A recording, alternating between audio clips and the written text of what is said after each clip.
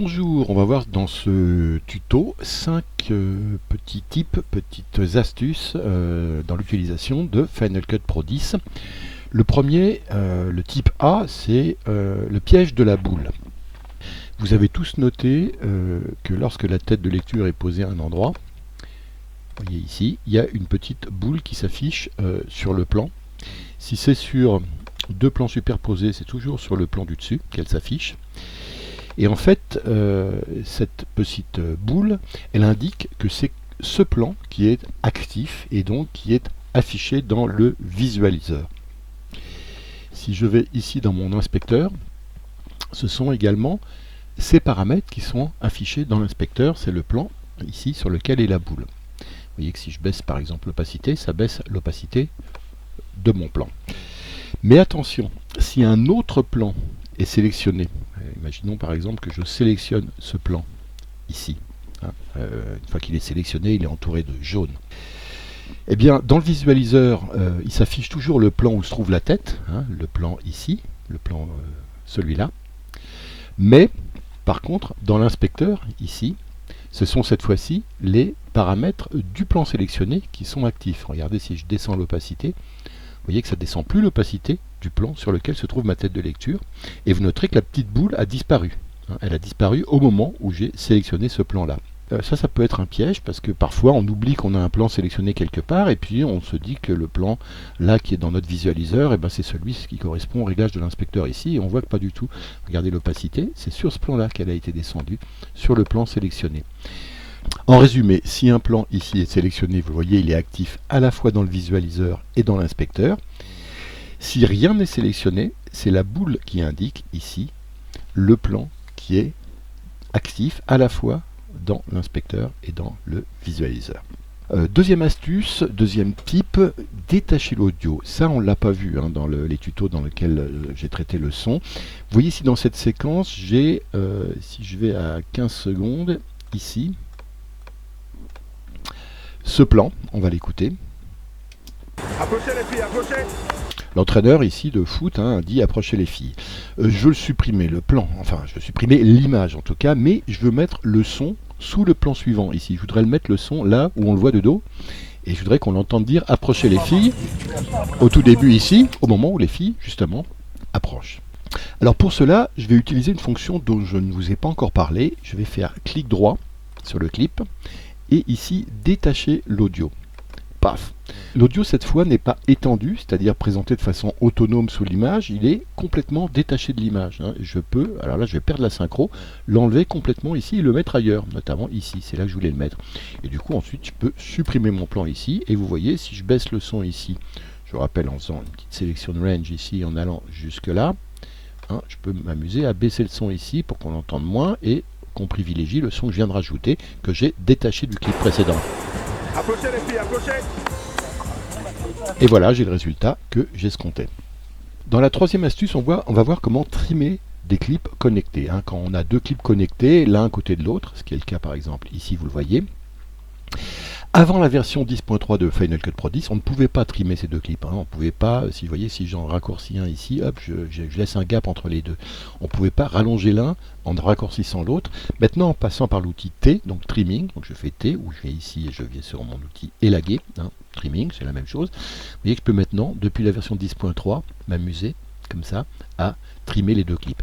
Avant, ce que je vous conseillais de faire, c'était de sélectionner les deux et de créer un autre scénario, et ce scénario ici nous permet également de trimer avec l'outil trim ici entre les deux. Mais si on n'a que deux clips, qu'on veut s'amuser à les trimer côte à côte, maintenant on peut le faire directement dans Final Cut Pro 10.3 sans passer par l'astuce du scénario secondaire. Je passe sur ce nouveau projet multicam pour vous parler du quatrième type, l'astuce numéro 4, qui est le match frame sur un plan multicam. Depuis la version 10.3 de Final Cut Pro 10, si on est dans un montage multicam à un endroit précis, par exemple là, si je double-clique sur le plan pour l'ouvrir dans l'éditeur d'angle, vous voyez que ma tête de lecture, c'est nouveau, se met exactement à l'endroit précis où je suis. Et ça, c'est intéressant. Pourquoi ? Parce que par exemple, je voudrais stabiliser là, ce petit bout de plan. Regardez à la GoPro, avec la GoPro fixée sur la guitare, ça bouge. Ça bouge un peu trop à mon avis. Et je peux très bien le stabiliser. Hein. Mais là, je ne peux pas le stabiliser ici dans l'inspecteur. Il faut que j'aille au plan racine hein, pour pouvoir stabiliser ce plan-là. Donc pour ça, je me mets au début du plan. Hop, regardez, en cliquant sur la flèche haute, je me mets au début du plan. Je double-clique pour ouvrir dans l'angle, l'éditeur d'angle, ici.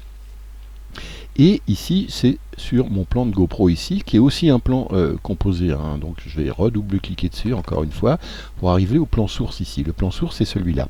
Et là, vous voyez, je vais mettre, hop, je vais couper. Parce que là, je vais pouvoir stabiliser sur ce plan-là.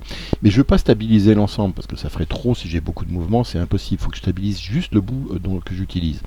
Donc je reviens, hop, 2 fois ici. Je me mets en faisant flèche droite sur l'extrémité de mon petit bout de plan ici. Je redouble-clique 2 fois, une fois ici et ensuite une fois sur le plan correspondant dans l'éditeur d'angle. Et là, je refais un hop ici, une petite coupe. Je passe par l'outil flèche, je sélectionne ici et regardez, je fais stabiliser. J'attends que ma stabilisation s'opère. Ça peut être très long. Voilà, ça y est. Et je me mets en mode tripode ici. Et je vois que mon plan il est stabilisé ici. Voilà, et je remonte maintenant dans mon montage, 2 fois. Et maintenant, vous voyez que le petit bout ici, je vais le rendre pour qu'on le voit bien. Vous voyez ici que ce petit passage, il est désormais stabilisé. Il tremble beaucoup moins qu'avant. Et maintenant, c'est ma cinquième astuce. Ici, vous voyez, ça va être de comment renommer les plans. Hein. Les noms généralement attribués aux plans qu'on a numérisés, c'est un peu fonction des métadonnées de l'appareil d'enregistrement. C'est souvent un peu expressif. Vous voyez MVI 7827 jusqu'à MVI. Bon. Il y a une partie de ces plans que je voudrais rebaptiser avec ici mon chanteur. Donc je les sélectionne, tous ceux où on le voit lui. Pas la peine de les 3 derniers, mais je prends tous ces plans-là. Et pour les sélectionner, je vais ouvrir l'inspecteur ici. Je vais dans la rubrique info et dans les infos, non, je vais marquer chanteur. Hein, comme ça, je sais que c'est tous les plans sur mon chanteur. Et je tape, boum.